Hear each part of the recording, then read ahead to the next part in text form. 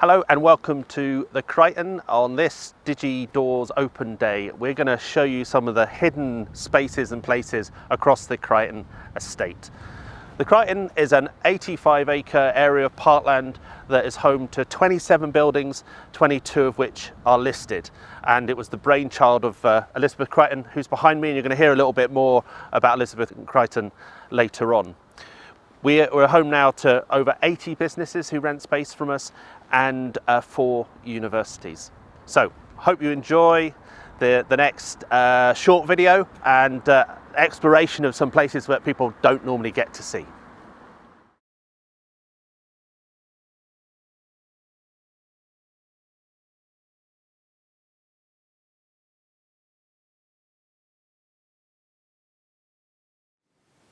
My name is Elizabeth Crichton, and I was born in 1779.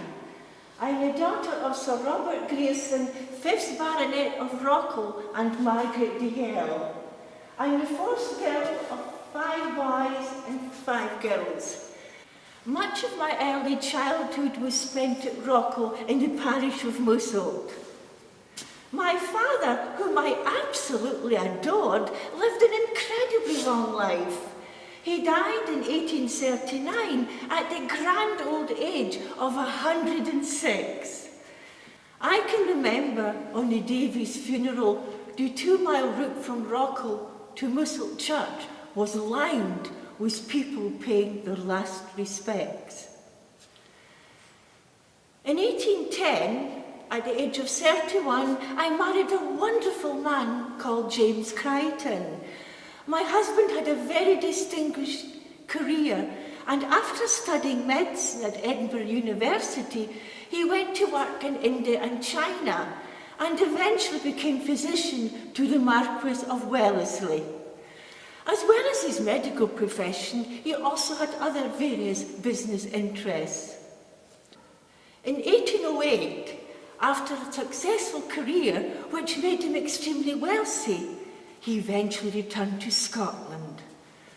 The following year, he bought Friarscastle Estate, which is situated on the banks of the River Nis, and neighbours Ellisland Farm, where the poet Robert Burns once lived. Sadly, we were married for only 13 years. My beloved James died in 1823 at the age of only 58. After he died, £100,000 was left in his estate, and I would ensure that the money would be spent in something useful, as he had wished. After his death, it was a considerable length of time before I announced my plans to the trustees, including my brother, my intentions of founding and endowing a university here in Dumfries. After my decision was made, I contacted family friend, the Reverend Henry Duncan from Roosewell. He was a man of great integrity, formidable drive and energy, and I knew he had a great interest in education and would be able to give me the information I required. Initially, I felt optimistic about the prospects of a university here in Dumfries. However, after much discussion and many differences, a decision was finally made in October 1835 to abandon the idea of a university here. After hearing the news, I felt extremely bitter, which is not surprising. When plans are changed, it does make one feel rather disheartened. After time passed, I tried to focus on other ideas. I decided to use the remainder of the surplus money in establishing a lunatic asylum in Dumfries, which would house up to 100 patients. 40,000 acres of land was bought at the Mountain Hall estate for the sum of £5,000.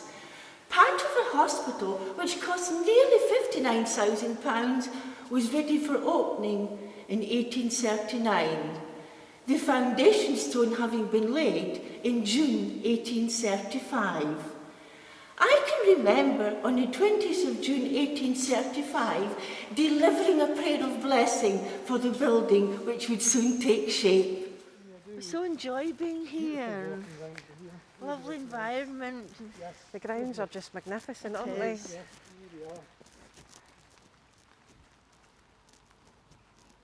I'm now standing in the Crichton Memorial Church, and Mrs. Crichton will now read to you the prayer that she delivered on the laying of the foundation stone at the Crichton Hospital in 1835. It is my earnest wish and desire that this building should be founded on the face of God. It is built from the funds of my husband, which were acquired solely by the great blessing of God upon his honest industry. From a poor youth, he became a rich man, but he was ever acknowledged with the deepest feelings of gratitude that to him who has been his God and his guide, the praise alone was due. Deeply impressed with those feelings, it is the sole and most earnest wish of my heart to present this building and institution as a humble offering of gratitude to God, and humbly and upon my knees in the presence of him who sees the hearts of all his creatures. I dedicate it to our Father in heaven, humbly and earnestly beseeching him to turn his eyes from the sins of her who offers it, and for Christ's sake to hear her prayer. O Lord God Almighty, I draw near, and with humility and trust I commit this asylum to thy care. I am alone, weak, feeble, and friendless, but thou art almighty. Take it, therefore, into thy keeping. O bless it with thy best blessings. Keep it from corruption and from sin. Take it entirely into thy care. Let not the devil or man prevail against it to hurt it, and in everything relating to it, from the greatest to the least. O be thou its director and its keeper, its guide and its God. Never leave it, never forsake it. Keep it as the apple of thine eye. Bless it, O my God, and it shall be blessed. This organ was installed in 1902, which was 5 years after the church opened. It's a T.C. Lewis organ. T.C. Lewis was one of the most prolific organ makers of his time, and the only other example of this type of organ in Scotland is at the Kelvin Grove Art Gallery in Glasgow. The organ cost £1,000 when it was installed in 1902. Now, the man who installed it and maintained it for 30 years was called George Turner, and he was profoundly deaf. And I often wonder, all the years he worked on this organ, he must never have heard a single note. Welcome to this really evocative, hidden aspect of the Crichton Memorial Church, which is the crypt. And it is absolutely spectacular in terms of its architecture, but also it is a place of peace and respect and sanctuary. Once upon a time, patients who had died here at the Crichton were brought to the mortuary chapel, which was housed here in the basement of the church. And this was the final chapter in their lives and their time at the Crichton before they were taken away to be laid in their final resting place. So when you come in here, there is a sense of poignancy, a sense of the past, and you wonder what people actually passed through these walls to come and pay their respects as well. Now, the mortuary was actually moved into the Crichton crypt. It was relocated because the places it had been housed in previously were deemed to be unsatisfactory. They weren't fit for purpose. So when a proposal was put forward to build the church, a proposal was also in place for that to be relocated here. Although the structure of the building has changed very little, there were some subtle differences back in the day when it was being used as a mortuary that are quite evocative and really set the scene. There are scant descriptions that we discovered during our research that tell us that there were once purple drapes that divided the chamber.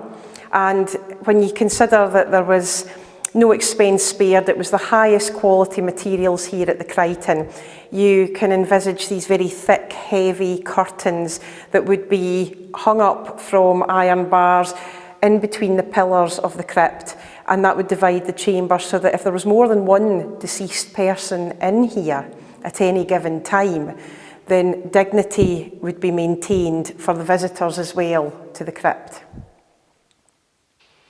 On a personal level, one of the most exciting aspects of revealing the hidden history of the Crichton to our guests is to watch the look on their faces when they actually descend into the Crichton crypt.